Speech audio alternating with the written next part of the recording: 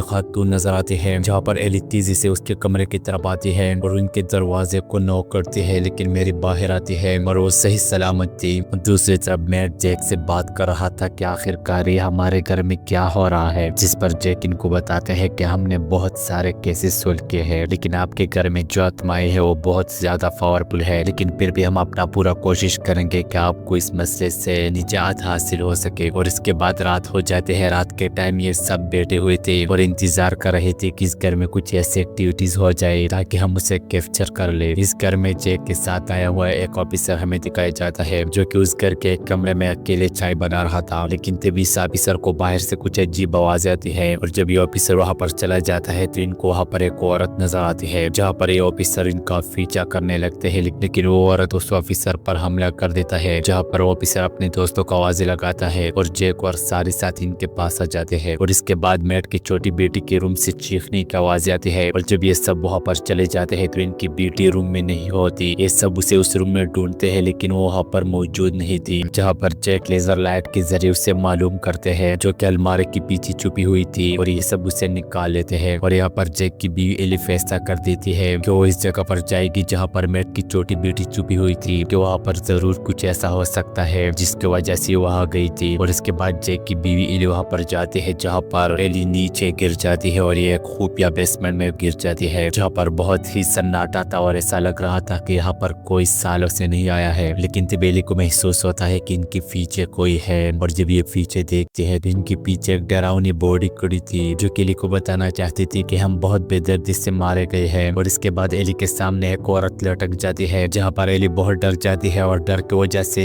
ये वहां से भाग जाती है। बेसमेंट से बाहर आकर ये जैक को बताती है कि इस घर में दो आत्माएं हैं जो कि बहुत ज्यादा पावरफुल है।